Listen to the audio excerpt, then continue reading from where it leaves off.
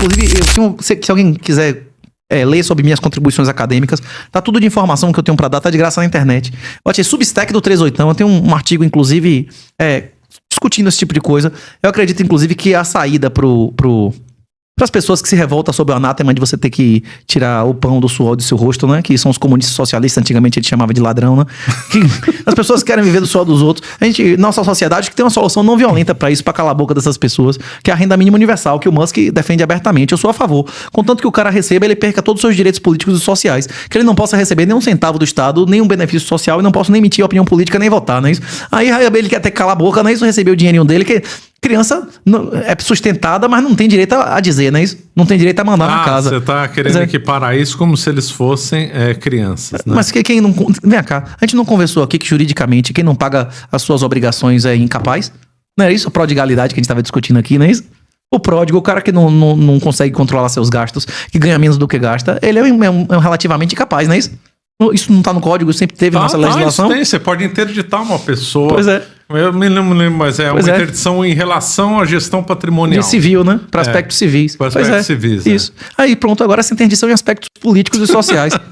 se no Brasil agora, o governo... Inclusive eu discuto isso no artigo abertamente com matemática, com conta, isso há 6, 7 anos atrás. Eu demonstro que a gente podia acabar com a pobreza colocando a renda mínima, 3 vezes o valor mais do que era a linha de pobreza na época, pagando um salário mínimo, para cada pessoa que renunciasse... Então você é a favor do voto censitário, aquele que havia no Brasil antigo, que quem só tinha uma determinada renda que podia votar. Os pais fundadores eram.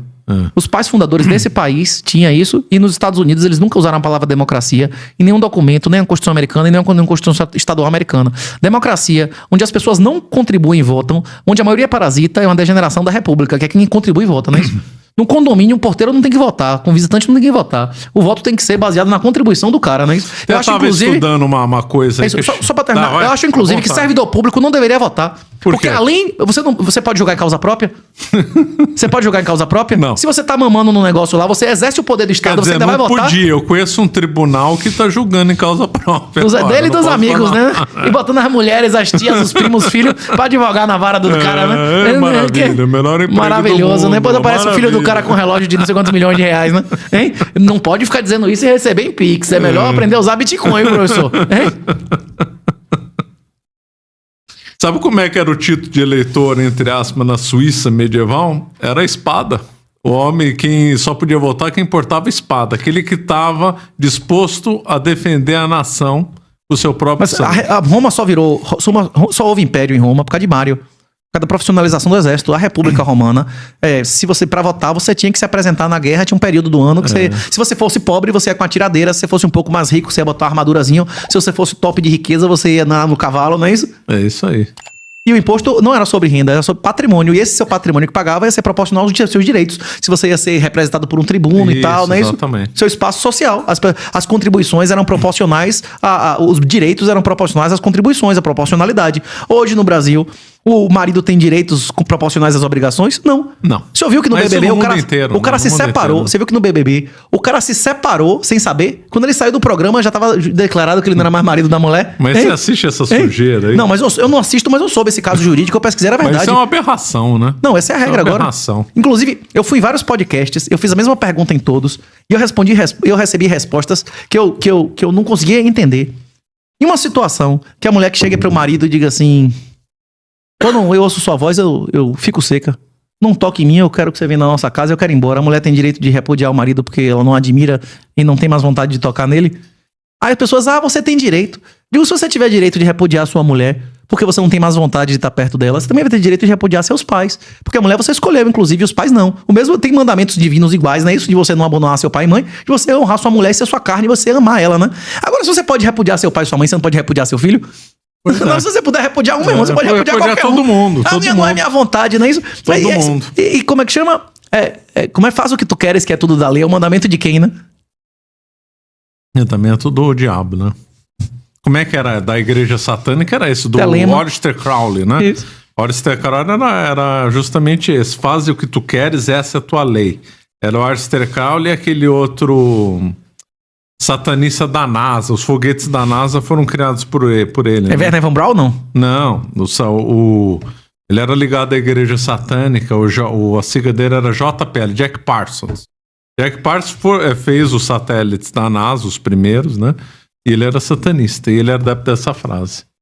A NASA tem um pezinho no nazismo e no satanismo, né?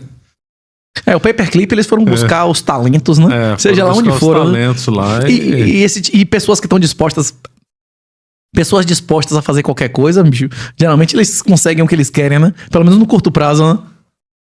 Exatamente. Por que você começou a estudar nessas coisas de Bitcoin, de conspiração? Você também você acredita nessas coisas de conspiração, governo mundial? Não tô falando que tá errado. A culpa foi de meus avós.